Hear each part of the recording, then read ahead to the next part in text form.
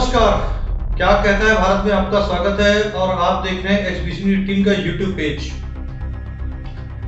आज प्रधानमंत्री काशी वालों से बात करने के लिए उतरे। उन्होंने काशी वासियों के लिए फील्ड से गई और कोरोना महामारी से लड़ने का एक नया मंत्र दिया, जहां बीमार वहीं उपचार। यह मंत्र केवल काशी वालों के लिए नहीं था, यह मंत्र सारे देश के लिए था। सुनिए पहले उन्होंने क्या कहा। साथियों, आपके तप से और हम सबके साझा प्रयासों से महामारी के इस हमले को आपने काफी हद तक संभाला है, लेकिन अभी संतोष का समय नहीं है। हमें अभी एक लंबी लड़ाई लड़नी है। अभी हमें बनारस और पूर्वांचल के ग्रामीण इलाकों पर भी बहुत ध्यान देना है। और अब मंत्र हमारा क्या होगा? हर व्यवस्था के लिए, हर इकाई के लिए नया मंत्र यही है, जहां बीमार वहीं उपचार। ये हम भूले नहीं, जहां बीमार वहीं उपचार। जितनी हम उपचार उसके पास ले जाएंगे, उतना हमारी हेल्थ व्यवस्था पर दबाव बहुत कम होगा। और इसलिए अब हमारी सारी व्यवस्थाएं, जहां बीमार वहीं उपचार, इस सिद्धांत पर। और दूसरी बात, माइक्रो कंटेनमेंट जोन। काशी ने बहुत सफलतापूर्वक उस पर ध्यान केंद्रित किया और उसका लाभ मिल रहा है। माइक्रो कंटेनमेंट जोन बनाकर जिस तरह आप शहर एवं गांवों में घर घर दवाएं बांट रहे हैं, आपने मेडिकल की किट पहुंचाई है गांव के लोगों तक, ये बहुत अच्छी पहल है। इस अभियान को ग्रामीण इलाकों में जितना हो सके उतना व्यापक करना है।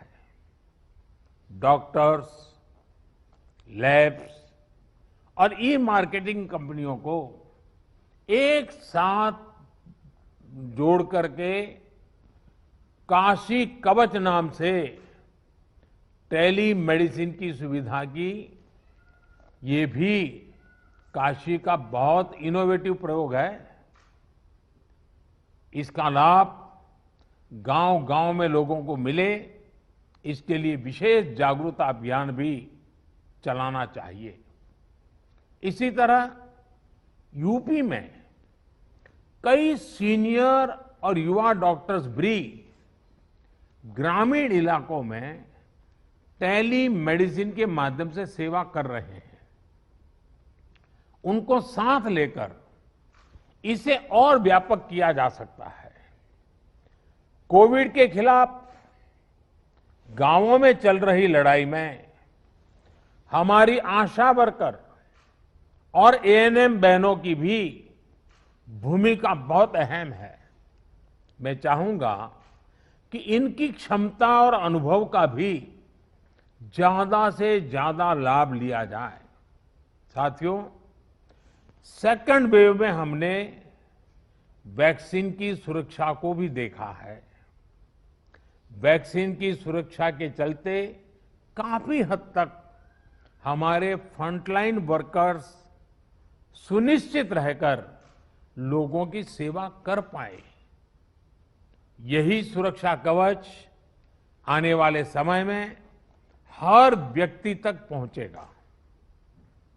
हमें अपनी बारी आने पर वैक्सीन जरूर लगवानी है।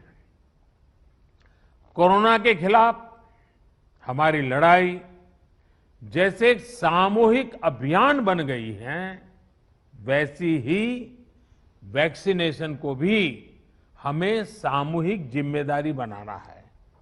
काशी वालों से बात करते हुए प्रधानमंत्री भावुक भी हो गए। भावुकता के पलों के दौरान क्या कहा प्रधानमंत्री ने?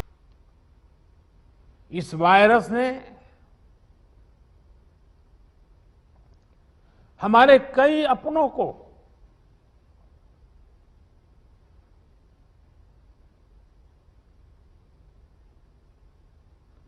हमसे छीना है।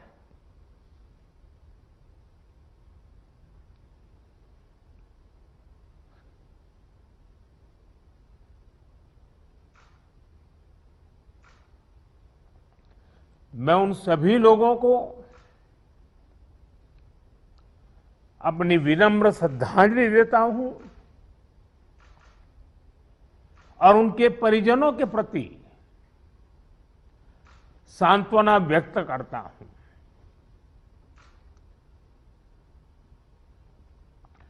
साथियों,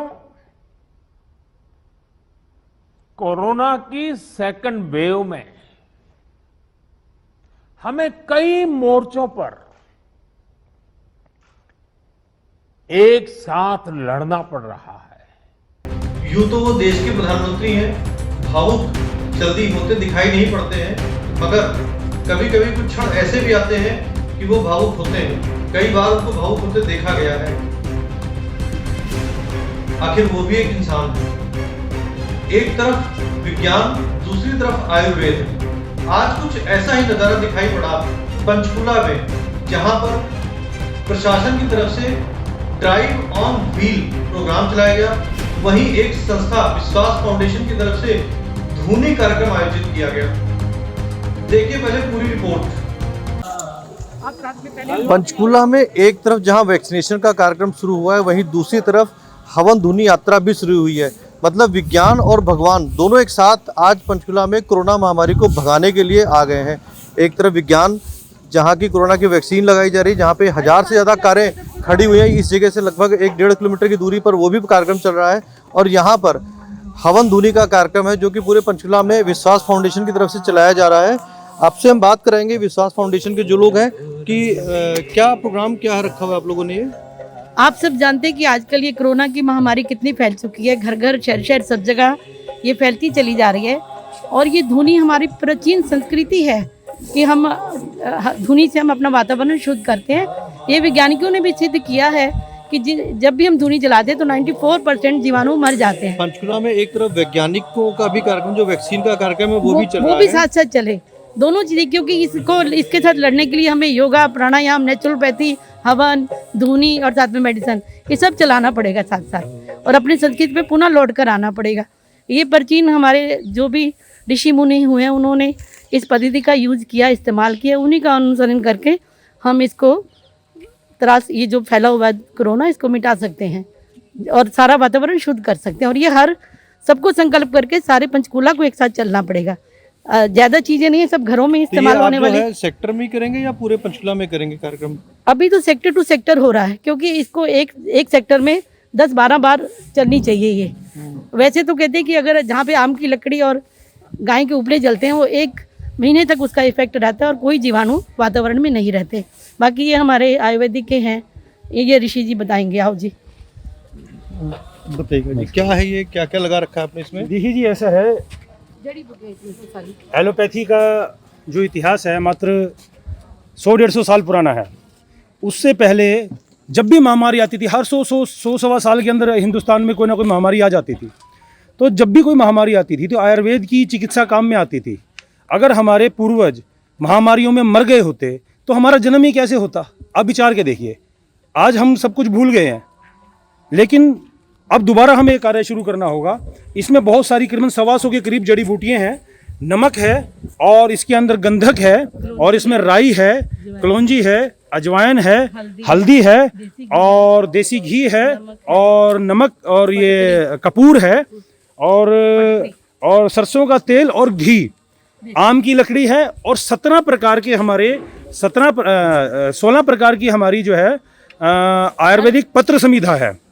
आयुर्वेदिक पत्र संहिता है और इसके अंदर 108 प्रकार की हमारे पास ड्राई जड़ी बूटियों की संहिता है।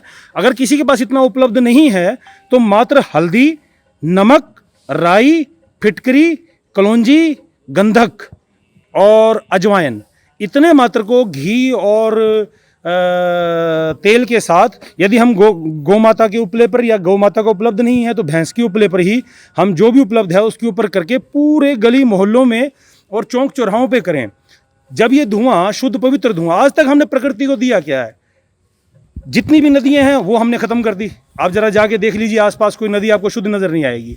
प्रकृति, पेड़ हम काटते चले गए, पेड़ ख़त्म हो गए, इंसानों की आबादी बढ़ती चली जा रही है, तो वायु के अंदर पेट्रोल के अलावा कुछ नहीं है। कितनी गाड़ियाँ पेट्रोल का धुआं छोड़ रही हैं। यानी कि जैसे कि बॉडी के अंदर हम कुछ खाते हैं, घी खाते हैं, तेल खाते हैं, या और हम ताकतवर पदार्थ खाते हैं, तो जब हम इन पदार्थों को खाते हैं तो हमारे अंदर इम्यूनिटी क्रिएट होती है। ऐसे ही एयर में भी इम्यूनिटी की ज़रूरत होती है। इस विज्ञान को हमारे ऋषि मुनियों ने समझा, हमारे संतों ने समझा, और वो हमेशा से हर घर के अंदर ये धुनी और ये यज्ञ हुआ करते थे। तो एटमॉस्फेयर को, वायुमंडल को जो इम्यूनिटी चाहिए होती थी वो मिल जाती थी, और वातावरण साफ और शुद्ध हो जाया करता था। लेकिन आज के समय के अंदर हम सब वो भूल चुके हैं और डिओड्रेंट का जमाना चल पड़ा है। तो इसके कारण हम लोग इन बातों को समझ ही नहीं पा रहे। अब किसी भी तरीके से जब हमारा जो है बीमारियों से छुटकारा नहीं हो पा रहा, तो 150 साल पुरानी शास्त्रों की विधि, ये माना जाए कि इम्यूनिटी बूस्टर है प्रकृति के लिए आपके हिसाब से? बिल्कुल, अभी इम्यूनिटी बूस्टर है। दूसरी बात यह है कि जो इसके अंदर तत्व डले हुए हैं वो एंटीसेप्टिक है, रोगाणु, जीवाणु और विषाणु नाशक पंचकुला में एक तरफ वैक्सीन लगाई जा रही है, यानी विज्ञान का काम चल रहा है, और दूसरी तरफ भगवान का काम चल रहा है, जिसमें आप धुनी के तरीके से आप समाज को संदेश दे रहे हैं कि वैक्सीन भी लगवाएं, हाँ, और ये भी लगवाएं। जी जी जी जी जी जी, ये तो हमारा प्रयास है। साथ साथ कि हम वो 150 साल पहले जो ऋषि मुनि हमारे संत किया करते थे, और महामारियां यहाँ से खत्म हो जाया करती थी। अगर वो महामारियां खत्म करने में सक्षम ना होते तो सारे महामारी में हमारे पूर्वज मर गए होते, हमारे जन्म ही कहाँ होते। चलो अब आगे बताओ इनको। ये था पंचकुला में विज्ञान और भगवान दोनों का कार्यक्रम एक साथ चल रहा है। यहाँ पंचकुला में एक तरफ वैज्ञानिकों से बनाई हुई वैक्सीन भी लगाई जा रही है, दूसरी तरफ भगवान को भी बुलाया जा रहा है कि वैक्सीन जो धुनी का कार्यक्रम है वो भी चलेगा। विज्ञान और आयुर्वेद तो ठीक है, मगर कुछ लोग अंधविश्वास के दायरे में भी आ गए हैं। पूर्वांचल के कुछ इलाकों में अंधविश्वास इस तरह से फैला हुआ है कि वहां पर कोरोना महामारी की पूजा होने लगी है। हमारी भी आपसे अपील है, HBCU टीम किसी भी तरह के अंधविश्वास को प्रमोट नहीं करता, ना ही हम इस तरह की किसी व्याख्या को मानते हैं। विज्ञान पे ही ज्यादा भरोसा करें, जो आयुर्वेद कह रहा है उस पर भी माना जा सकता है। बाकी अंधविश्वास पे कतई न जाएं, जो सरकार करे उसका पालन करें। HBCU टीम देखने के लिए आपका बहुत बहुत धन्यवाद। चैनल को सब्सक्राइब करना बिल्कुल न भूलें।